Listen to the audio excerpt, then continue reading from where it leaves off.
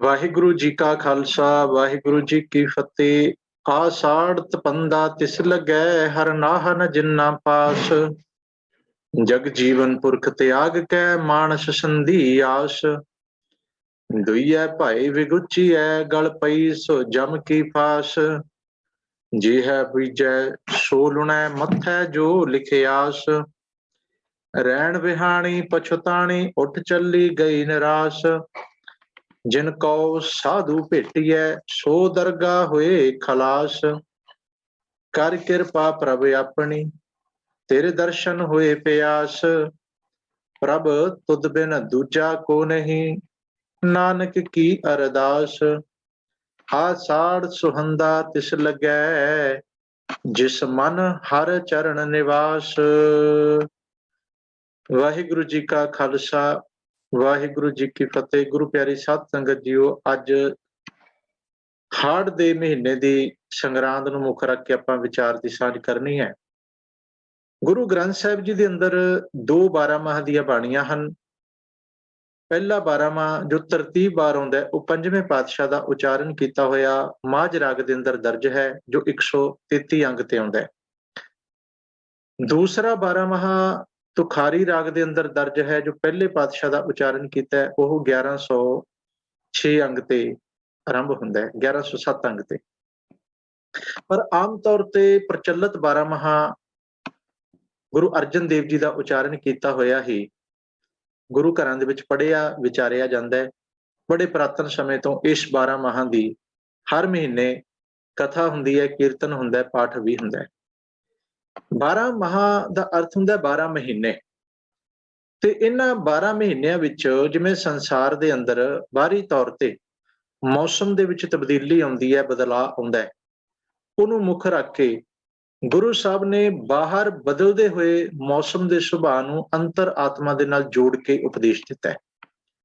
ਸਮਝਾਉਣਾ ਇਹ ਕੀਤਾ ਵੀ ਬੰਦਿਆ, ਜਿਵੇਂ ਬਾਹਰ ਮੌਸਮ ਬਦਲਦਾ ਹੈ, ਰੁੱਤ ਬਦਲਦੀ ਹੈ, ਹਾਲਾਤ ਬਦਲਦੇ ਨੇ, ਇਸੇ ਤਰ੍ਹਾਂ ਤੇਰੀ ਅੰਤਰ ਆਤਮਾ ਦੇ ਅੰਦਰ ਵੀ ਤੇਰੇ ਮਨ ਦੇ ਸੁਭਾਅ ਦੀ ਰੁੱਤ ਬਦਲਦੀ ਹੈ, ਹਾਲਾਤਾਂ ਦੇ ਅਨੁਸਾਰ ਸਾਡੀ ਰੁੱਤ ਬਦਲਦੀ ਹੈ। ਬਾਹਰ ਦਾ ਮੌਸਮ ਹਰ ਮਹੀਨੇ 'ਚ ਇੱਕ ਵੱਖਰਾ ਸੁਭਾਅ ਰੱਖਦਾ ਹੈ, ਤੇ ਉਸ ਮਹੀਨੇ ਬਾਅਦ ਉਹ ਬਦਲ ਜਾਂਦਾ ਹੈ। ਹਰ ਮਹੀਨੇ ਬਾਅਦ ਉਹਦਾ ਸੁਭਾਅ ਬਦਲਦਾ ਹੈ, ਨਾਮ ਬਦਲਦਾ ਹੈ, ਰੁੱਤ ਬਦਲਦੀ ਹੈ। ਪਰ ਕਮਾਲ ਦੀ ਗੱਲ ਹੈ, ਬੰਦੇ ਦੇ ਮਨ ਦਾ ਜੋ ਸੁਭਾਅ ਹੈ, ਕਈ ਵਾਰੀ ਇੱਕੋ ਮਹੀਨੇ ਦੇ ਸੁਭਾਅ ਵਾਂਗ ਸਾਰੀ ਉਮਰ ਦੀ ਇੱਕ ਮਹੀਨੇ ਵਿੱਚ ਹੀ ਬਤੀਤ ਹੋ ਜਾਂਦੀ ਹੈ। ਕਈਆਂ ਦੀ ਜ਼ਿੰਦਗੀ ਜੇਠ ਅਤੇ ਹਾੜ ਵਾਂਗ ਸਾਰੀ ਜ਼ਿੰਦਗੀ ਤਪਸ਼ ਵਿੱਚ ਹੀ ਲੰਘ ਜਾਂਦੀ ਹੈ, ਤਪਦੇ ਹੀ ਰਹਿੰਦੇ ਨੇ, ਨਹੀਂ ਬਦਲ ਪਾਉਂਦੇ ਆਪਣੇ ਆਪ ਨੂੰ। ਕਈਆਂ ਦੀ ਜ਼ਿੰਦਗੀ 'ਚ ਜੇਠ ਹਾੜ ਆਂਦਾ ਹੀ ਨਹੀਂ, ਭਾਵ ਬੜੇ ਸ਼ਾਂਤ ਸੁਭਾਅ ਦੇ ਰਹਿੰਦੇ ਨੇ, ਸਾਰੀ ਉਮਰ ਸ਼ਾਂਤੀ ਵਿੱਚ, ਠੰਡਕ ਵਿੱਚ, ਆਨੰਦ ਵਿੱਚ ਬੀਤ ਜਾਂਦੀ ਹੈ। ਕਈਆਂ ਦੀ ਸਾਰੀ ਉਮਰ ਬਰਸਾਤ ਵਾਂਗ ਹੀ ਚੱਲਦੀ ਰਹਿੰਦੀ ਹੈ, ਕਈਆਂ ਦੀ ਸਾਰੀ ਉਮਰ 'ਚ ਸੋਕਾ ਹੀ ਪਿਆ ਰਹਿੰਦਾ ਹੈ, ਕਈਆਂ ਦੀ ਜ਼ਿੰਦਗੀ ਫਲਗੁਣ ਤੱਕ ਵੀ ਪਹੁੰਚ ਜਾਂਦੀ ਹੈ। ਗੁਰੂ ਸਾਹਿਬ ਨੇ ਚੇਤ ਤੋਂ ਆਰੰਭ ਕਰਕੇ ਫਲਗੁਣ ਤੱਕ ਪ੍ਰਾਪਤੀ ਕੀ ਹੈ, ਮੰਜ਼ਿਲ ਕੀ ਹੈ, ਉਹ ਹੈ ਫਲਗੁਣ, ਗੁਣਾਂ ਦਾ ਫਲਣਾ। ਜਦੋਂ ਜੀਵਨ ਨੂੰ ਕੋਈ ਫਲ ਲੱਗ ਜਾਏ, ਕਿਸੇ ਦਰਖਤ ਦੀ ਸਫਲਤਾ ਹੁੰਦੀ ਹੈ ਉਹਨੂੰ ਫਲ ਲੱਗਣਾ। ਮਹਾਰਾਜ ਕਹਿੰਦੇ ਅਗਰ ਤੁਹਾਡੀ ਜ਼ਿੰਦਗੀ ਨੂੰ ਕੋਈ ਗੁਣਾਂ ਦਾ ਫਲ ਲੱਗਦਾ, ਸਮਝੋ ਤੁਹਾਡਾ ਜੀਵਨ ਰੂਪੀ ਦਰਖਤ ਫਲ ਗਿਆ, ਤੁਹਾਡੀ ਜ਼ਿੰਦਗੀ ਸਫਲ ਹੋਈ ਹੈ। ਤਾਂ ਅੱਜ ਜੋ ਗੁਰੂ ਸਾਹਿਬ ਨੇ ਵਿਚਾਰ ਸਾਡੇ ਸਾਹਮਣੇ ਰੱਖੀ ਹੈ, ਆਸ਼ਾੜ। ਹੁਣ ਪੰਜਾਬੀ ਭਾਸ਼ਾ ਦੇ ਵਿੱਚ ਅਸੀਂ ਹਾੜ ਦਾ ਮਹੀਨਾ ਕਹਿੰਦੇ ਆ, ਆਮ ਸਾਡੀ ਭਾਸ਼ਾ 'ਚ ਸ਼ਬਦ ਵਰਤਿਆ ਜਾਂਦਾ ਹੈ ਹਾੜ। ਗੁਰੂ ਸਾਹਿਬ ਨੇ ਸ਼ਬਦ ਵਰਤਿਆ ਆਸ਼ਾੜ, ਜੋ ਸਾਨੂੰ ਸਾੜਦਾ ਹੈ, ਜੋ ਬੰਦੇ ਨੂੰ ਸਾੜਨ ਵਾਲਾ ਮਹੀਨਾ ਹੈ। ਤੇ ਇੱਥੇ ਗੁਰੂ ਸਾਹਿਬ ਨੇ ਹੁਣ ਸ਼ਬਦ ਵਰਤਿਆ, ਕਹਿੰਦੇ ਜਿਹੜਾ ਹਾੜ ਦਾ ਮਹੀਨਾ ਹੈ, ਬਾਹਰੀ ਤੌਰ ਤੇ ਵੇਖੀਏ ਤੇ ਬਹੁਤ ਤਪਦਾ ਹੈ। ਜੇਠ ਅਤੇ ਹਾੜ ਦੋ ਐਸੇ ਮਹੀਨੇ ਹਨ ਜਿਨ੍ਹਾਂ ਦੇ ਵਿੱਚ ਸਾਡੇ ਹਿੰਦੁਸਤਾਨ ਦੇ ਅੰਦਰ, ਖਾਸ ਤੌਰ ਤੇ ਉੱਤਰੀ ਭਾਰਤ ਦੇ ਮੌਸਮ ਦੇ ਅਨੁਕੂਲ ਬਹੁਤ ਜ਼ਿਆਦਾ ਤਪਸ਼ ਪੈਂਦੀ ਹੈ, ਗਰਮੀ ਪੈਂਦੀ ਹੈ, ਬਹੁਤ ਜ਼ਿਆਦਾ ਅੱਗ ਵਰਦੀ ਹੈ, ਧਰਤੀ ਤਪਦੀ ਹੈ, ਅਸਮਾਨ ਤਪਦਾ ਹੈ, ਸੂਰਜ ਤਪਦਾ ਹੈ, ਲੋਕ ਲੂਹੇ ਜਾਂਦੇ ਨੇ। ਗੁਰੂ ਸਾਹਿਬ ਇਸ ਮਹੀਨੇ ਨੂੰ ਆਧਾਰ ਬਣਾ ਰਹੇ ਨੇ। ਮਹਾਰਾਜ ਕਹਿੰਦੇ ਆषाढ़ तपंदा तिस लगै हर नाह न जिन्ना पास। ਕਹਿੰਦੇ ਦੇਖੋ, ਹਾੜ ਦਾ ਮਹੀਨਾ ਤਪਦਾ ਹੈ, ਪਰ ਉਹਨਾਂ ਨੂੰ ਲੱਗਦੀ ਹੈ, ਇਹਦੀ ਤਪਸ਼ ਉਹਨਾਂ ਨੂੰ ਲੱਗਦੀ ਹੈ, ਹਰ ਨਾਹਾ ਨਾ ਜਿੰਨਾ ਪਾਸ, ਜਿਨ੍ਹਾਂ ਦੇ ਅੰਦਰ ਹਰੀ ਨਾਹਾ, ਹਰੀ ਖਸਮ ਨਹੀਂ ਹੁੰਦਾ। ਹੁਣ ਬਾਹਰੀ ਤੌਰ ਤੇ ਸਾਧ ਸੰਗਤ ਅਸੀਂ ਵੇਖਾਂਗੇ ਤੇ ਹਾੜ ਦੇ ਮਹੀਨੇ ਦੀ ਤਪਸ਼ ਕਿਹਨੂੰ ਵਿਆਪਦੀ ਹੈ? ਬਾਹਰ ਜਦੋਂ ਹਾੜ ਚੜ੍ਹਦਾ ਹੈ ਤੇ ਹਾੜ ਦੇ ਵਿੱਚ, ਗਰਮੀ ਦੇ ਵਿੱਚ, ਤਪਸ਼ ਦੇ ਵਿੱਚ ਬੰਦਾ ਠੰਡਕ ਭਾਲਦਾ ਹੈ, ਸ਼ਾਂਤੀ ਭਾਲਦਾ ਹੈ, ਛਾਂ ਭਾਲਦਾ ਹੈ, ਮਿੱਠਾ ਠੰਡਾ ਜਲ ਭਾਲਦਾ ਹੈ। ਜੇ ਇਨਸਾਨ ਨੂੰ, ਜੇ ਇਸ ਜੀਵ ਨੂੰ ਠੰਡਕ ਮਿਲ ਜਾਏ, ਸੁਖਾਵਾਂ ਵਾਤਾਵਰਣ ਮਿਲ ਜਾਏ, ਛਾਂ ਮਿਲ ਜਾਏ, ਕਿਸੇ ਵਸਤੂ ਦਾ ਸਹਾਰਾ ਤੇ ਟੇਕ ਮਿਲ ਜਾਏ, ਤੇ ਇਹਦੀ ਤਪਸ਼ ਕੱਟੀ ਜਾਂਦੀ ਹੈ। ਇਸੇ ਤਰ੍ਹਾਂ ਗੁਰੂ ਸਾਹਿਬ ਕਹਿੰਦੇ ਹੁਣ ਜਿਨ੍ਹਾਂ ਦੇ ਮਨ ਦੇ ਅੰਦਰ ਹਾੜ ਦਾ ਮਹੀਨਾ ਚੜਿਆ ਹੋਇਆ, ਜਿਹੜੇ ਅੰਦਰੋਂ ਤਪ ਰਹੇ ਨੇ, ਜਿਨ੍ਹਾਂ ਦੀ ਸਾਰੀ ਜ਼ਿੰਦਗੀ ਹਾੜ ਦੇ ਵਿੱਚ ਲੰਘ ਗਈ। ਹੁਣ ਧਿਆਨ ਦਿਓ, ਹਾੜ ਦੇ ਵਿੱਚ ਸਾਰੀ ਜ਼ਿੰਦਗੀ ਕਿਹਨਾਂ ਦੀ ਲੰਘੀ ਹੈ? ਆਪਾਂ ਜਦੋਂ ਇਤਿਹਾਸ ਪੜ੍ਹਦੇ ਆ ਨਾ, ਬਹੁਤ ਸਾਰੇ ਐਸੇ ਲੋਕ ਹੋਏ ਨੇ ਜਿਹੜੇ ਸਾਰੀ ਉਮਰ ਹਾੜ ਵਾਂਗੂ ਤਪਦੇ ਹੀ ਰਹੇ। ਪਹਿਲੇ ਪਾਤਸ਼ਾਹ ਨੇ ਜਦੋਂ ਉਦਾਸੀਆਂ ਕੀਤੀਆਂ, ਗੁਰੂ ਸਾਹਿਬ ਨੇ ਦੇਖਿਆ ਵਲੀ ਕੰਧਾਰੀ, ਹਮਜ਼ਾ ਗੌਸ, ਮਲਕ ਭਾਗੋ, ਸੱਜਣ ਠੱਗ, ਕੌਡਾ ਰਾਖਸ਼, ਇਹ ਸਾਰੇ ਤਪੇ ਹੋਏ ਨੇ। ਤਪੀਸ਼ਰ, ਵੱਡੇ ਵੱਡੇ ਜੋਗੀ, ਸਿੱਧ, ਨਾਥ, ਇਹ ਸਭ ਤਪੇ ਹੋਏ ਨੇ। ਤਪੱਸਿਆ ਕਰ ਕਰਕੇ ਇੰਨੇ ਤਪ ਗਏ, ਲੋਕਾਂ ਨੂੰ ਸ਼ਰਾਪ ਦੇਣ ਲੱਗ ਪਏ, ਲੋਕਾਂ ਨੂੰ ਡਰਾਉਣ ਲੱਗ ਪਏ, ਧਮਕਾਉਣ ਲੱਗ ਪਏ। ਹੁਣ ਅਸ਼ਾੜ ਦੇ ਮਹੀਨੇ ਵਾਂਗ ਲੋਕ ਤਪੇ ਹੋਏ ਨੇ। ਤਪਸਵੀ ਤਪ ਗਏ, ਸੱਜਣ ਠੱਗ ਤਪਿਆ, ਕਿਤੇ ਵਲੀ ਕੰਧਾਰੀ ਤਪਿਆ, ਕਿਤੇ ਹਮਜ਼ਾ ਗੌਸ ਤਪਿਆ, ਤੇ ਉਧਰ ਕੌਡਾ ਰਾਖਸ਼ ਕੜਾਹਾ ਗਰਮ ਕਰਕੇ ਬੈਠਾ, ਉਹ ਲੋਕਾਂ ਨੂੰ ਤਪਾਈ ਜਾਂਦਾ, ਮਾਰੀ ਜਾਂਦਾ। ਮਹੰਤ ਨਰੈਣੂ ਸਿੱਖਾਂ ਨੂੰ ਉਹਨੇ 1920 ਦੇ ਵਿੱਚ ਐਡਾ ਵੱਡਾ ਸਾਕਾ ਨਨਕਾਣਾ ਸਾਹਿਬ, ਉਹ ਵੀ ਤਪਿਆ ਹੋਇਆ ਸੀ। ਬਾਬਾ ਪ੍ਰੀਥੀ ਚੰਦ ਤਪੇ ਹੋਏ ਨੇ, ਜਹਾਂਗੀਰ ਤਪਿਆ, ਔਰੰਗਾ ਤਪਿਆ, 84 ਵਿੱਚ ਇੰਦਰਾ ਤਪੀ ਹੈ। ਅੱਜ ਵੀ ਬਹੁਤ ਲੋਕ ਤਪੇ ਨੇ ਜੋ ਮਾਨਵਤਾ ਦਾ, ਮਨੁੱਖਤਾ ਦਾ ਨੁਕਸਾਨ ਕਰਦੇ ਨੇ, ਲੋਕਾਂ ਨੂੰ ਅੱਗਾਂ ਲਾ ਕੇ ਛਾੜ ਰਹੇ ਨੇ, ਕਿਸੇ ਨੂੰ ਦੂਸ਼ਿਤ ਕਰ ਰਹੇ ਨੇ, ਦੁਖੀ ਕਰ ਰਹੇ ਨੇ, ਸਭ ਤਪੇ ਹੋਏ ਲੋਕ ਹੁੰਦੇ ਨੇ। ਹੁਣ ਗੁਰੂ ਸਾਹਿਬ ਕਹਿੰਦੇ ਭਾਵ ਕੀ ਹੈ ਵੀ ਕਿਉਂ? ਕਿਉਂਕਿ ਤੁਹਾਡੇ ਅੰਦਰ ਸੱਚ ਨਹੀਂ, ਤੁਹਾਡੀ ਤੇ ਸਾਰੀ ਉਮਰ ਹੀ ਸਾੜ ਦੇ ਵਿੱਚ ਲੰਘ ਜਾਣੀ ਹੈ। ਤੁਸੀਂ ਤੇ ਸਾਰੀ ਉਮਰ ਸੜਿਆ ਹੋਇਆ ਨਹੀਂ ਬਤੀਤ ਕਰ ਦਿੱਤੀ। ਇਸ ਲਈ ਜੇ ਅੰਦਰ ਸ਼ਾਂਤੀ ਚਾਹੀਦੀ ਹੈ, ਫਿਰ ਤੁਹਾਨੂੰ ਬਾਹਰ ਦੀ ਠੰਡਕ, ਬਾਹਰ ਦੀ ਏਸੀ, ਬਾਹਰ ਦੀ ਬਰਫ਼ ਕੁਝ ਨਹੀਂ ਕਰੇਗੀ। ਕਹਿੰਦੇ ਤੁਹਾਨੂੰ ਸੱਚੇ ਨਾਮ ਨਾਲ ਜੁੜਨਾ ਪੈਣਾ। ਚੰਦਨ ਚੰਦ ਨਾ ਸਰਦ ਰੁੱਤ, ਮੂਲ ਨਾ ਮਿਟੇ ਕਾਮ, ਸ਼ੀਤਲ ਥੀਵੈ ਨਾਨਕਾ ਚੁਪੰਦੜੋ ਹਰ ਨਾਮ। ਜੇ ਅੰਦਰ ਦੀ ਸ਼ਾਂਤੀ, ਅੰਦਰ ਦੀ ਠੰਡਕ ਚਾਹੀਦੀ ਹੈ ਭਲਿਆ, ਫਿਰ ਕਹਿੰਦੇ ਤੈਨੂੰ ਨਾਮ ਦੀ ਸ਼ੀਤਲਤਾ ਲੈਣੀ ਪਏਗੀ। ਅੰਦਰ ਦੀ ਸ਼ਾਂਤੀ ਕੇਵਲ ਨਾਮ ਨਾਲ ਆਉਂਦੀ ਹੈ। ਅੰਦਰ ਦੀ, ਮਨ ਦੀ, ਵਿਕਾਰਾਂ ਦੀ, ਔਗਣਾਂ ਦੀ ਅੱਗ ਹੈ ਜੋ, ਉਹ ਕੇਵਲ ਨਾਮ ਨਾਲ ਬੁਝਦੀ ਹੈ। ਤਪਤ ਮਾਹੇ ਠਾਂਡ ਵਰਤਾਈ, ਆਨੰਦ ਭਇਆ ਦੁੱਖ ਨਾਠੇ ਪਾਈ। ਕੱਲ ਤਾਤੀ ਠਾਂਡਾ ਹਰ ਨਾਉ, ਸਿਮਰ ਸਿਮਰ ਸਦਾ ਸੁਖ ਪਾਓ। ਅਸਲ 'ਚ ਜਿਹੜਾ ਬੰਦਾ ਸੱਚ ਛੱਡ ਜਾਂਦਾ ਹੈ ਨਾ, ਹੁਣ ਸੱਚ ਕੀ ਹੈ? ਸੱਚ ਸਭਨਾਂ ਦਾ ਖਸਮ ਹੈ, ਸੱਚ ਸਾਡਾ ਮੂਲ ਹੈ, ਸੱਚ ਸਾਡੇ ਜੀਵਾਤਮਾ ਦਾ ਵੀ ਤੇ ਸਾਡੇ ਸਰੀਰ ਦਾ ਵੀ ਬੇਸ ਹੈ। ਅਸੀਂ ਜੇ ਬੇਸ ਆਪਣਾ ਮੂਲ ਹੀ ਛੱਡ ਗਏ ਤਾਂ ਖੁਆਰੀ ਪੱਲੇ ਪੈ ਗਈ ਨਾ। ਹਰ ਬਿਸਰਤ ਸਦਾ ਖੁਆਰੀ, ਜੀਓ ਤਪਤ ਹੈ ਬਾਰੋ ਬਾਰ, ਤਪ ਤਪ ਖੱਪੈ ਬਹੁਤ ਬੇਕਾਰ, ਅਸਾੜਤ ਬੰਦਾ। ਕਿਉਂ? ਕਹਿੰਦੇ ਜੈ ਤਨ ਬਾਣੀ ਵਿਸਰ ਜਾਏ, ਜਿਉ ਪੱਕਾ ਰੋਗੀ ਵਿਲਾਏ, ਪਰਮੇਸ਼ਰ ਤੇ ਭੁੱਲਿਆ ਵਿਆਪਨ ਸਭੇ ਰੋਗ। ਹੁਣ ਗੁਰੂ ਸਾਹਿਬ ਕਹਿੰਦੇ ਗੱਲ ਇਹ ਵੀ ਤੁਸੀਂ ਸੱਚ ਛੱਡ ਕੇ ਤਾਂ ਜਲ ਰਹੇ ਹੋ। ਅਸ਼ਾੜ ਦਾ ਮਹੀਨਾ ਬਾਹਰ ਤਪਾ ਰਿਹਾ, ਪਰ ਜੋ ਸੱਚ ਛੱਡ ਜਾਂਦਾ ਉਹ ਸਦਾ ਹੀ ਤਪਦਾ ਹੈ, ਸਦਾ ਹੀ ਸੜਿਆ ਹੋਇਆ, ਸਦਾ ਹੀ ਦੁਖੀ ਹੈ, ਸਦਾ ਹੀ ਕਲਪ ਰਿਹਾ। ਅੱਜ ਗਰੀਬ ਤੇ ਕਲਪਦਾ ਹੈ ਹਲੇ, ਜਾਂ ਗਰੀਬ ਤੇ ਕਿਤੇ ਸ਼ਾਂਤ ਹੋਏਗਾ, ਪਰ ਅਮੀਰ ਬਹੁਤ ਕਲਪ ਰਿਹਾ। ਭਿਖਾਰੀ ਤੇ ਹੋ ਸਕਦਾ ਸ਼ਾਂਤ ਹੋਵੇ, ਰਾਜਾ ਕਲਪ ਰਿਹਾ। ਇਹ ਕਲਪਨਾ ਕਿਉਂ ਹੈ? ਇਹ ਤਪਤ ਕਿਉਂ ਹੈ? ਕਿਉਂ? ਕਹਿੰਦੇ ਹਰੀ ਨਾ ਨਹੀਂ ਹੈ, ਸੱਚ ਨਹੀਂ ਉਹਨਾਂ ਕੋਲ। ਹੁਣ ਸੱਚ ਆਪਣੇ ਆਪ ਦੇ ਵਿੱਚ ਬੜੀ ਵੱਡੀ ਤਾਕਤ ਹੈ। ਹੁਣ ਗੁਰੂ ਸਾਹਿਬ ਕਹਿੰਦੇ ਦੂਜਾ ਕਾਰਨ ਕੀ ਹੈ? ਜਗ ਜੀਵਨ ਪੁਰਖ ਤਿਆਗ ਕੈ, ਮਾਨਸ ਸੰਧੀ ਆਸ। ਜਿਨ੍ਹਾਂ ਨੇ ਜਗ ਜੀਵਨ, ਜਗਤ ਨੂੰ ਜੀਵਨ ਦੇਣ ਵਾਲੇ ਕਰਤੇ ਪੁਰਖ ਨੂੰ ਤਿਆਗ ਦਿੱਤਾ ਤੇ ਆਸ ਕੀਤੇ ਲਾ ਲਈ ਮਾਨਸ ਤੇ, ਮਨੁੱਖ ਤੇ, ਬੰਦੇ ਤੇ, ਵੀ ਬੰਦਾ ਸੁੱਖ ਦੇਗਾ, ਬੰਦਾ ਸਾਡਾ ਦੁੱਖ ਕੱਟ ਦੇਗਾ, ਬੰਦਾ ਸਾਨੂੰ ਬਚਾ ਲਏਗਾ। ਨਹੀਂ, ਮਹਾਰਾਜ ਕਹਿੰਦੇ ਮਾਨਸ ਸੰਧੀ ਆਸ, ਮਨੁੱਖ ਤੇ ਆਸ ਲਾ ਕੇ ਤੇਰਾ ਭਲਾ ਕਿੱਥੋਂ ਹੋਣਾ? ਕਿਉਂ? ਮਨੁੱਖ ਤੇ ਆਪ ਫਸਿਆ ਹੋਇਆ, ਉਹ ਤੇ ਆਪ ਸੜਿਆ ਹੋਇਆ। ਮਾਨੁ ਕੀ ਟੇਕ ਬਿਰਥੀ ਸਭ ਜਾਣ, ਦੇਵਨ ਕੋ ਇੱਕ ਹੈ ਭਗਵਾਨ। ਇਹ ਤੇ ਸਾਨੂੰ ਪਹਿਲਾਂ ਹੀ ਕਹਿ ਦਿੱਤਾ ਗਿਆ ਸੀ।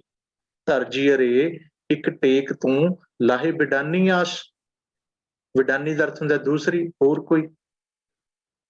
ਨਾਨਕ ਨਾਮ ਧਿਆਈਐ ਕਾਰ ਜਾਵੇ ਰਸ। ਪਰ ਗੁਰੂ ਸਾਹਿਬ ਕਹਿੰਦੇ ਦੇਖਿਆ ਜਾ ਰਿਹਾ ਲੋਕ ਜਗਜੀਵਨ ਪੁਰਖ ਤਿਆਗ ਕੇ ਮਾਨਸ ਸੰਧੀ ਆਸ, ਇੱਥੇ ਆਸ ਲਾ ਕੇ ਬੈਠੇ ਨੇ, ਬੰਦੇ ਤੇ ਆਸ ਲਾਈ ਬੈਠੇ ਨੇ। ਦੇਖੋ ਬੰਦਾ ਤੁਹਾਡਾ ਜਨਮ ਮਰਨ ਦਾ ਦੁੱਖ ਕੋਈ ਨਹੀਂ ਕੱਟ ਸਕਦਾ, ਵਿਕਾਰਾਂ ਦਾ ਦੁੱਖ ਨਹੀਂ ਕੱਟ ਸਕਦਾ, ਅਗਿਆਨਤਾ ਦਾ ਭਰਮ ਦਾ ਦੁੱਖ ਨਹੀਂ ਕੱਟ ਸਕਦਾ। ਅਸੀਂ ਇੱਕ ਦੂਜੇ ਨੂੰ ਗਿਆਨ ਦੇ ਸਕਦੇ ਹਾਂ, ਸੋਝੀ ਦੇ ਸਕਦੇ ਹਾਂ, ਜਾਣਕਾਰੀ ਦੇ ਸਕਦੇ ਹਾਂ, ਪਰ ਉਸ ਜਾਣਕਾਰੀ ਰਾਹੀਂ ਸੱਚ ਪ੍ਰਾਪਤ ਕਰਕੇ ਆਪਣੇ ਅਗਿਆਨ ਨੂੰ, ਭਰਮ ਨੂੰ, ਆਪਣੇ ਬੰਧਨ ਨੂੰ ਸਾਨੂੰ ਆਪ ਹੀ ਕੱਟਣਾ ਪੈਣਾ ਹੈ।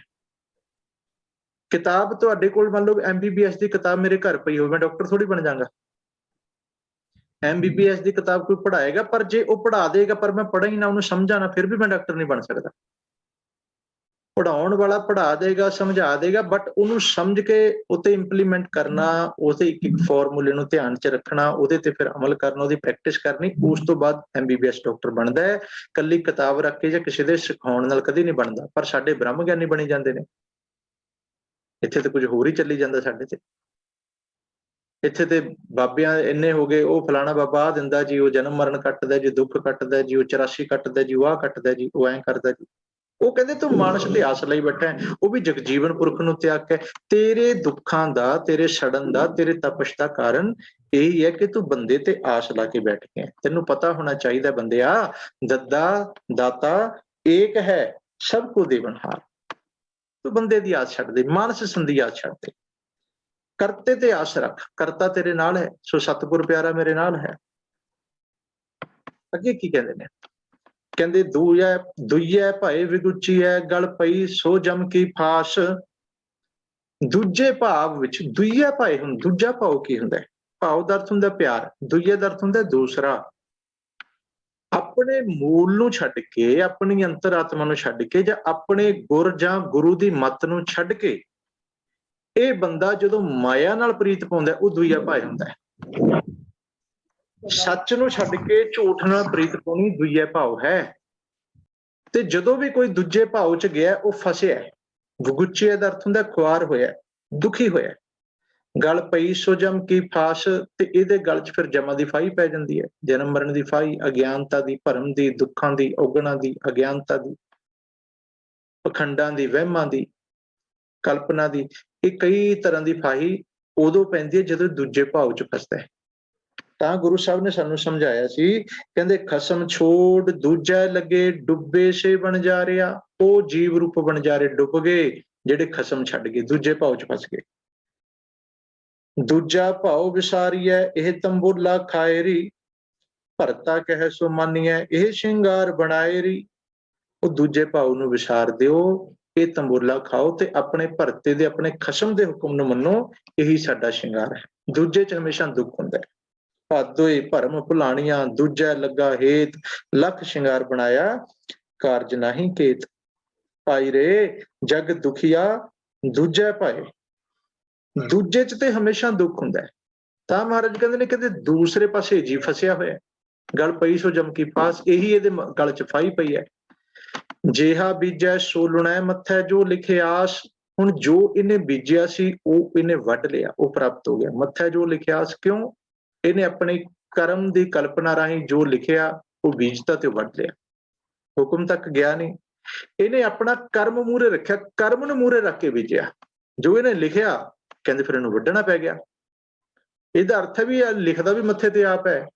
ਜਾਂ ਇਹਨੂੰ ਇਸ ਤਰ੍ਹਾਂ ਕਹਿ ਲਓ, ਜੇ ਅਕਾਲ ਪੁਰਖ ਨੇ ਲਿਖਿਆ, ਜੇ ਅਸੀਂ ਪੜ੍ਹਦੇ ਹਾਂ ਲੇਖ ਨਾ ਮਿਟਈ ਹੈ ਸਖੀ, ਜੋ ਲਿਖਿਆ ਕਰਤਾਰ, ਉਹ ਲਿਖਦਾ ਉਹੀ ਹੈ ਜੋ ਇਹ ਲਿਖਾਉਂਦਾ ਹੈ। ਜੀਵ ਨੇ ਜਿਹੜਾ ਕਰਮ ਕਰਨਾ ਹੈ, ਜਦੋਂ ਹੁਕਮ ਤੋਂ ਬਾਹਰ ਹੋ ਕੇ ਕਰਮ ਕਰੂਗਾ, ਉਹਨੇ ਉਸ ਅਨੁਸਾਰ ਉਹਨੇ ਇਹਦੀ ਗਤੀ ਲਿਖ ਦੇਣੀ ਹੈ। ਜਿਹਾ ਬੀਜੈ ਸੋ ਲੁਣੈ ਮੱਥੈ ਜੋ ਲਿਖਿਆ। ਹੁਣ ਇਸ ਚੀਜ਼ ਦਾ ਆਪਾਂ ਧਿਆਨ ਰੱਖਣਾ ਹੈ ਵੀ ਮੱਥੇ ਉਹੀ ਲਿਖਿਆ ਜਾਂਦਾ ਹੈ ਜੋ ਅਸੀਂ ਬੀਜਾਂਗੇ, ਤੇ ਜੋ ਬੀਜਦੇ ਹਾਂ ਸਾਡੇ ਮੱਥੇ ਦਾ ਲੇਖ ਬਣ ਜਾਂਦਾ ਹੈ, ਤੇ ਅੱਗੇ ਜਾ ਕੇ ਅਸੀਂ ਉਹੀ ਵੱਢ ਲੈਂਦੇ ਹਾਂ। ਭਾਵ ਜੋ ਸਾਨੂੰ ਪ੍ਰਾਪਤ ਹੁੰਦਾ, ਜੋ ਸਾਡੇ ਕਰਮ ਦੇ ਅਨੁਸਾਰ ਕਹਿ ਲਓ, ਜਾਂ ਸਾਡੇ ਭਾਗਾਂ ਚ, ਲੇਖਾਂ ਚ ਜੋ ਆਇਆ, ਉਹ ਸਾਡਾ ਆਪਣਾ ਹੀ ਆਇਆ। ਤਾਂ ਹੀ ਗੁਰੂ ਸਾਹਿਬ ਨੇ ਕਿਹਾ ਸੀ, ਕਹਿੰਦੇ ਦੱਦੈ ਦੋਸ਼ ਨਾ ਦਿਓ ਕਿਸੈ, ਦੋਸ਼ ਕਰਮਾ ਆਪਣਿਆ। ਜੋ ਮੈਂ ਕੀਆ ਸੋ ਮੈਂ ਪਾਇਆ, ਜਿਹਾ ਬੀਜੈ ਸੋ ਲੁਣੈ। ਦੋਸ਼ ਨਾ ਦੀਜੈ ਵਰਜਨਾ।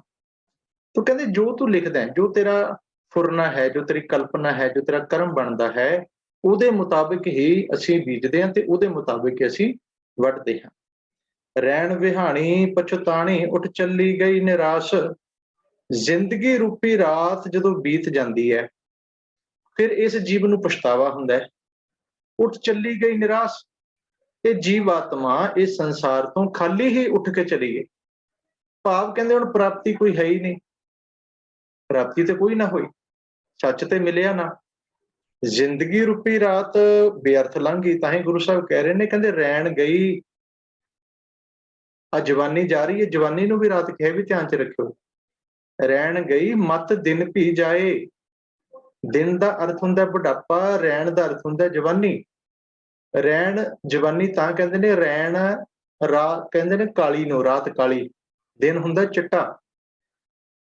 ਇਨਸਾਨ ਦੇ ਜਵਾਨੀ ਵਿੱਚ 40-45 ਸਾਲ ਤੱਕ ਕੇਸ ਕਾਲੇ ਰਹਿੰਦੇ ਨੇ, ਇਹਨੂੰ ਕਹਿੰਦੇ ਨੇ ਰਾਤ।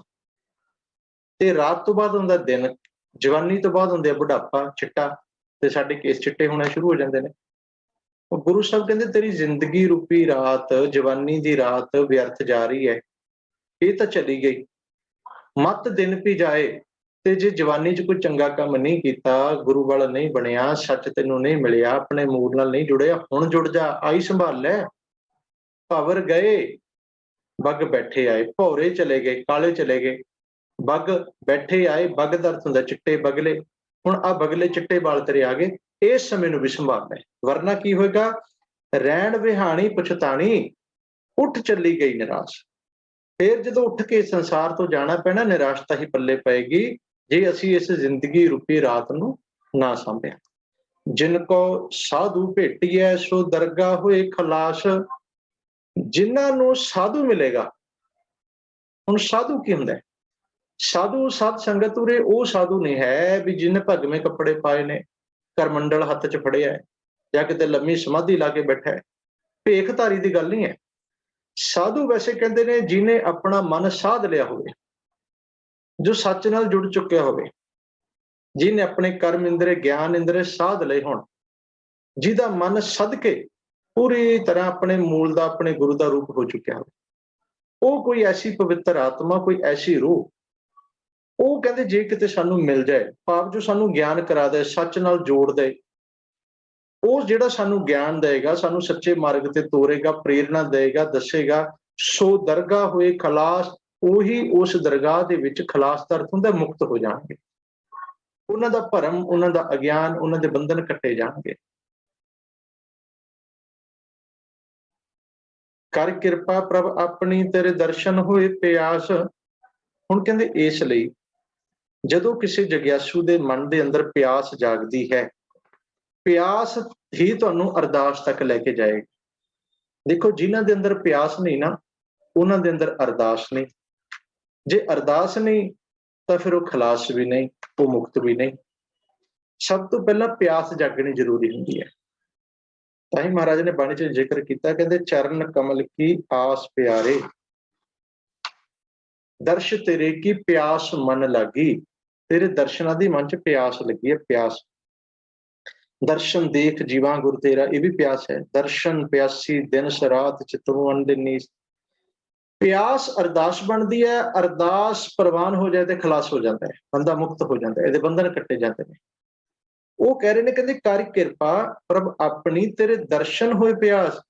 ਹੁਣ ਸਮਝ ਪਈ ਹੈ ਵੀ ਅਸਲ 'ਚ ਪਿਆਸ ਤਾਂ ਸਾਨੂੰ ਤੇਰੀ ਲੱਗਣੀ ਚਾਹੀਦੀ ਸੀ। ਅਸੀਂ ਸੰਸਾਰ ਦੀ ਪਿਆਸ ਲਾ ਕੇ ਬੈਠੇ ਹਾਂ, ਅਸੀਂ ਮਾਇਆ ਦੀ ਪਿਆਸ ਲਈ ਬੈਠੇ ਹਾਂ। ਸਾਡੇ ਅੰਦਰ ਭੁੱਖ ਪਿਆਸ ਕਾਹਦੀ ਹੈ?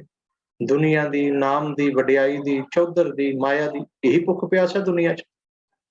ਤੇ ਗੁਰੂ ਸਾਹਿਬ ਨੇ ਪਹਿਲਾਂ ਹੀ ਕਹਿ ਦਿੱਤਾ, ਕਹਿੰਦੇ ਇਹ ਜਿਹੜੀ ਭੁੱਖ ਹੈ ਮਾਇਆ ਦੇ, ਭਾਵੇਂ ਅਡੰਬਰ ਇਕੱਠੇ ਕਰ ਲਓ, ਭੁੱਖਿਆਂ ਭੁੱਖ ਨਾ ਉਤਰੀ ਜੇ ਬੰਨਾਂ ਬੁਰੀਆਂ ਭਾਰ। ਪਰ ਜਿਨ੍ਹਾਂ ਦੇ ਅੰਦਰ ਦਰਸ਼ਨਾਂ ਦੀ ਪਿਆਸ ਲੱਗ ਗਈ, ਮਹਾਰਾਜ ਕਹਿੰਦੇ ਵਡਭਾਗੇ ਹੋ ਗਏ। ਨਾਨਕ ਦਰਸ਼ ਪਿਆਸ ਲੋਚਾ ਪੂਰੀ ਹੈ। ਤੋ ਹੁਣ ਗੁਰੂ ਸਾਹਿਬ ਕਹਿੰਦੇ ਕਰ ਕਿਰਪਾ ਪ੍ਰਭ ਆਪਣੀ ਤੇਰੇ ਦਰਸ਼ਨ ਹੋਏ ਪਿਆਸ। ਤੇਰੇ ਦਰਸ਼ਨ ਹੋ ਜਾਣ, ਤੂੰ ਮੇਰੇ ਤੇ ਉਹ ਕਿਰਪਾ ਕਰ। ਮੇਰੇ ਮਨ 'ਚ ਇਹੀ ਪਿਆਸ ਹੈ, ਇਹੀ ਇੱਕ ਆਸ ਹੈ ਕਿ ਮੈਂ ਤੇਰੇ ਦਰਸ਼ਨ ਲੋਚਦਾ ਹਾਂ।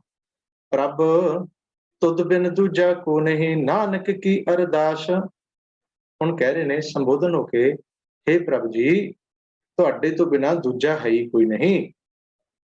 ਨਾਨਕ ਕੀ ਅਰਦਾਸ, मेरी यही अरदास है कि तेरे तो बिना, तेरे जैसा मैनू तेरे तक पहुंचाने वाला, तेरे नाल जोड़न वाला, तेरी सोझी देण वाला दूजा है ही कोई नहीं है।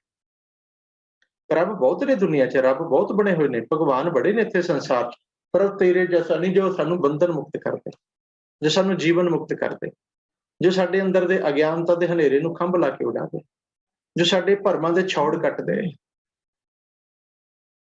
जो सानू सचियार बना दे, जो जन्म जन्म दी मैल कट दे। ऐसा कौन है? कहंदे ऐसा ते केवल तू ही है। यही मेरी अरदास बेनती है। अषाढ़ सुहंदा तिस लगे, जिस मन हर चरण निवास। हुण देखो, अषाढ़ तपंदा सी ते हुण सुहंदा हो गया। तपंदे तो सुहंदे तक दा एक सफर है, पर सुहंदा कदों लगदा है, किसनू लगदा है? जिस मन हर चरण निवास, जिस दे मन दे अंदर हरि दे चरणां दा निवास हुंदा है, जो हरि जां जिन्हां दे हरि पास आ जांदा। क्योंकि पहली पंक्ति च आया हर नाह न जिन्ना पास, हुण आया जिस मन हर चरण निवास। जिन्हां दे मन दे अंदर हरि दे चरणां दा निवास हो जांदा है। हुण मन दे अंदर हरि दे चरण किवें आउंदे ने? हरि दा चरण हुंदा साध संगत जी, हरि दा शब्द, हर का शब्द, हर का उपदेश जां गुर की मत, ये साडे वास्ते चरण ने। ਜਦੋਂ ਗੁਰੂ ਸ਼ਬਦ, ਗੁਰੂ ਕੀ ਮਤ ਇਸ ਜੀਵ ਨੂੰ, ਇਸ ਮਨ ਨੂੰ ਪ੍ਰਾਪਤ ਹੁੰਦੀ ਹੈ, ਦੇਖੋ ਗੁਰ ਕੀ ਮਤ ਲੈਣ ਤੋਂ ਬਾਅਦ ਜੀਵ ਬਹੁਤ ਸ਼ਾਂਤ ਅਡੋਲ ਰਹਿਣ ਲੱਗ ਜਾਂਦਾ ਹੈ। ਅੰਤਰਾਤਮਾ ਕਿਤੇ ਨਾ ਕਿਤੇ ਜਾ ਕੇ ਸਾਨੂੰ ਇੰਨਾ ਕੁ ਗਾਈਡ ਕਰ ਦਿੰਦੀ ਹੈ, ਇੰਨਾ ਕੁ ਸਾਡਾ ਸੰਬੰਧ ਜੁੜ ਜਾਂਦਾ ਹੈ, ਇੰਨੇ ਕੁ ਅਸੀਂ ਸੂਝਵਾਨ ਜਾਂ ਸਿਆਣੇ ਹੋ ਜਾਂਦੇ ਹਾਂ। ਤੇ ਜਿਹਨੂੰ ਕਹਿੰਦੇ ਵੀ ਮਨ ਬੰਦੇ ਦਾ ਨਿੱਕੀ ਨਿੱਕੀ ਗੱਲ ਤੇ ਡੋਲਦਾ ਨਹੀਂ, ਦੁਖਦਾ ਨਹੀਂ, ਭਰਮ ਵਿੱਚ ਨਹੀਂ ਪੈਂਦਾ, ਭਟਕਦਾ ਨਹੀਂ, ਇਹਨੂੰ ਕਹਿੰਦੇ ਨੇ ਸਹਿਜ ਅਵਸਥਾ ਦਾ ਪ੍ਰਾਪਤ ਹੋਣਾ। ਜਦੋਂ ਗੁਰਮਤਿ ਦਾ ਪ੍ਰਕਾਸ਼ ਹੁੰਦਾ ਨਾ, ਸ਼ਬਦ ਦਾ ਪ੍ਰਕਾਸ਼, ਉਹ ਇੰਨਾ ਕੁ ਅਡੋਲ ਕਰ ਦਿੰਦਾ ਹੈ, ਉਹ ਦੁੱਖ ਸੁੱਖ ਰਹਿਣ ਹੀ ਕੋਈ ਨਹੀਂ ਦਿੰਦਾ। ਉੱਥੇ ਧਿਆਨ ਵਿੱਚ ਰੱਖਿਓ, ਸੁੱਖ ਦੀ ਵੀ ਪਰਵਾਹ ਨਹੀਂ ਤੇ ਦੁੱਖ ਦੀ ਵੀ ਪਰਵਾਹ ਨਹੀਂ। ਇਹ ਨਹੀਂ ਵੀ ਸੁੱਖ ਦੀ ਲਾਲਸਾ ਹੈ ਤੇ ਦੁੱਖ ਦਾ ਡਰ ਹੈ। ਜੇ ਇਹ ਚੀਜ਼ ਹੈ ਫਿਰ ਹਲੇ ਸਚਿਆਰੇ ਨਹੀਂ ਆਪਾਂ। ਜਿੱਥੇ ਦੁੱਖ ਸੁੱਖ ਭਾਣਾ ਬਣ ਜਾਏ, ਦੁੱਖ ਸੁੱਖ ਤੋਂ ਸੁਰਤ ਉੱਪਰ ਉੱਠ ਜਾਏ, ਦੁੱਖ ਸੁੱਖ ਤੋਂ ਨਿਰਲੇਪ ਹੋ ਜਾਏ, ਉਹਨੂੰ ਕਹਿੰਦੇ ਨੇ ਮਨ ਦੇ ਅੰਦਰ ਹਰੀ ਦੇ ਚਰਨਾਂ ਦਾ ਨਿਵਾਸ ਹੋ ਜਾਣਾ, ਭਾਵ ਗੁਰ ਸ਼ਬਦ ਦੀ ਸੋਝੀ ਹੋ ਜਾਣੀ, ਗੁਰ ਕੀ ਮਤ ਦਾ ਪ੍ਰਾਪਤ ਹੋ ਜਾਣਾ। ਕਿਉਂਕਿ ਗੁਰ ਮਤ ਹੀ ਸਾਡੀ ਸੋਚ ਨੂੰ, ਸਾਡੇ ਸੁਭਾਅ ਨੂੰ ਬਦਲਦੀ ਹੈ। ਇਸ ਲਈ ਇਹ ਬਦਲਾਵ ਹੀ ਹੈ, ਅਸਲ 'ਚ ਸਾਰੇ ਸਾਡੇ ਅੰਦਰ ਬਦਲਾਵ ਹੀ ਚੱਲਣੇ ਨੇ। ਜੇ ਸਾਡੇ ਅੰਦਰ ਸ਼ੀਤਲਤਾ ਹੈ, ਇਹ ਵੀ ਸਾਡੇ ਅੰਦਰ ਕੀ ਬਦਲਾਵ ਆਏ। ਜੇ ਪਹਿਲਾਂ ਤਪਦੇ ਸਾਂ ਹੁਣ ਸ਼ੀਤਲ ਹੋ ਗਿਆ, ਬਦਲਾਵ ਆ ਗਿਆ। ਪਹਿਲਾਂ ਕੌੜਾ ਬੋਲਦੇ ਸਾਂ ਹੁਣ ਮਿੱਠਾ ਬੋਲਣ ਲੱਗ ਗਏ, ਬਦਲਾਵ ਆ ਗਿਆ। ਪਹਿਲਾਂ ਨਿੱਕੀ ਨਿੱਕੀ ਗੱਲ ਤੇ ਲੜਦੇ ਸੀ, ਹੁਣ ਪਰਵਾਹ ਹੀ ਨਹੀਂ ਮੰਨਦੇ, ਬਦਲਾਵ ਆ ਗਿਆ। ਬਸ ਇਹ ਬਦਲਾਵ ਹੀ ਗੁਰਮਤਿ ਕਰਦੀ ਹੈ। ਇਹੀ ਬਦਲਾਵ ਸਾਨੂੰ ਸੱਚ ਦੇ ਨੇੜੇ ਲੈ ਕੇ ਜਾਂਦਾ ਹੈ। ਤਾਂ ਗੁਰੂ ਸਾਹਿਬ ਕਹਿੰਦੇ ਅਸ਼ਾੜ ਸੁਹੰਦਾ ਤਿਸ ਲੱਗਿਆ। ਹੁਣ ਜਿਹੜਾ ਅਸ਼ਾੜ ਕਿਸੇ ਸਮੇਂ ਤਪਦਾ ਸੀ, ਜਾਂ ਇਸ ਤਰ੍ਹਾਂ ਕਹਿ ਲਓ ਕਿ ਜਿਵੇਂ ਕਦੇ ਬੰਦਾ ਅਸ਼ਾੜ ਵਾਂਗ ਤਪਦਾ ਸੀ, ਅਸ਼ਾੜ ਦੇ ਮਹੀਨੇ ਵਰਗੀ ਤਪਸ਼ ਨੇ ਇਸ ਜੀਵ ਨੂੰ ਦੁਖੀ ਕੀਤਾ ਸੀ, ਪਰ ਅੱਜ ਅਸ਼ਾੜ ਦੇ ਵਿੱਚ ਇਹਨੂੰ ਸੁੱਖ ਮਿਲ ਗਿਆ। ਅੱਜ ਅਸ਼ਾੜ ਦੀ ਤਪਸ਼ ਇਹਦਾ ਕੁਝ ਨਹੀਂ ਵਿਗਾੜ ਪਾ ਰਹੀ। ਕਿਉਂ? ਜਿਸ ਮਨ ਹਰ ਚਰਨ ਨਿਵਾਸ, ਇਹਨੂੰ ਨਾਮ ਦੀ ਠੰਡ ਮਿਲ ਗਈ। ਨਾਮ ਨੇ ਸ਼ਾਂਤੀ ਵਰਤਾਤੀ ਅੰਦਰ, ਨਾਮ ਨੇ ਆਨੰਦ ਵਰਤਾਤਾ ਅੰਦਰ। ਗੁਰਮਤਿ ਦੀ ਸੋਝੀ ਹੋ ਜਾਣੀ ਹੀ ਨਾਮ ਦੀ ਪ੍ਰਾਪਤੀ ਹੈ। ਹੁਣ ਕਹਿੰਦੇ ਇਹ ਇਤਨਾ ਮਹਾਨ ਹੋ ਗਿਆ ਕਿ ਇਹਨੇ ਅੰਦਰ ਐਸਾ ਆਨੰਦ ਬਣਾ ਦਿੱਤਾ, ਹੁਣ ਅਸ਼ਾੜ ਵਰਗੀ ਤਪਸ਼ ਹੈ ਹੀ ਨਹੀਂ, ਅਸ਼ਾੜ ਵਰਗੀ ਅੱਗ ਹੈ ਹੀ ਨਹੀਂ। ਹੁਣ ਤੇ ਇਹ ਕਹਿ ਲਓ ਵੀ ਮਨ ਸਾਡਾ ਪੋਹ ਤੇ ਮਾਘ ਵਾਂਗ ਠੰਡਾ ਤੇ ਸ਼ੀਤਲ ਸ਼ਾਂਤ ਹੋਇਆ ਪਿਆ। ਕਿਉਂ? ਹਰੀ ਦੇ ਚਰਨਾਂ ਦਾ ਨਿਵਾਸ ਹੋ ਗਿਆ। ਇਹ ਇਸੇ ਕਰਕੇ ਕਿਹਾ ਸੀ, ਹਿਰਦੈ ਚਰਨ ਸ਼ਬਦ ਸਤਿਗੁਰ ਕੋ, ਨਾਨਕ ਬਾਂਧਿਓ ਪਾਲ। ਸਾਡੇ ਹਿਰਦੇ ਅੰਦਰ ਗੁਰੂ ਸ਼ਬਦ ਦਾ ਆ ਜਾਣਾ ਹੀ ਸਾਡੇ ਹਿਰਦੇ 'ਚ ਹਰੀ ਦੇ ਚਰਨਾਂ ਦਾ ਆ ਜਾਣਾ ਹੈ। ਸ਼ਬਦ ਹੀ ਚਰਨ ਹੈ, ਸ਼ਬਦ ਨਾਲ ਸੁਰਤ ਜੁੜਦੀ ਹੈ, ਮਨ ਚਰਨਾਂ ਨਾਲ ਜੁੜਦਾ ਹੈ ਤੇ ਚਰਨਾਂ ਨਾਲ ਜੁੜਨ ਵਾਸਤੇ ਅਸ਼ਾੜ ਸੁਹੰਦਾ ਹੁੰਦਾ ਹੈ। ਉਹਨਾਂ ਨੂੰ ਫਿਰ ਅਸ਼ਾੜ ਦਾ ਮਹੀਨਾ ਵੀ, ਵੈਸੇ ਵੀ ਉਹ ਤਨ ਦੀ ਗਰਮੀ ਤੋਂ ਵੀ ਨਹੀਂ ਤਪਦੇ ਤੇ ਮਨ ਦੀ ਗਰਮੀ, ਮਨ ਦੀ ਤਪਸ਼, ਮਨ ਦੀ ਅੱਗ ਉਹਨਾਂ ਨੂੰ ਵੈਸੇ ਹੀ ਨਹੀਂ ਲੱਗਦੀ। ਉਹ ਬੜੇ ਸ਼ਾਂਤ, ਸ਼ੀਤਲ, ਸਹਿਜ ਸੁਭਾਅ ਦੇ ਵਿੱਚ ਟਿਕਾ ਤੇ ਆਨੰਦ ਵਿੱਚ ਆਪਣੀ ਜ਼ਿੰਦਗੀ ਨੂੰ ਗੁਜ਼ਰਾਨ ਕਰ ਲੈਂਦੇ ਹਨ। ਇੱਥੇ ਇਸ ਸ਼ਬਦ ਦੀ ਸਮਾਪਤੀ ਕਰਦੇ ਹਾਂ। ਭੁੱਲਾਂ ਚੁੱਕਾਂ ਦੀ ਖਿਮਾ। ਵਾਹਿਗੁਰੂ ਜੀ ਕਾ ਖਾਲਸਾ, ਵਾਹਿਗੁਰੂ ਜੀ ਕੀ ਫਤਿਹ।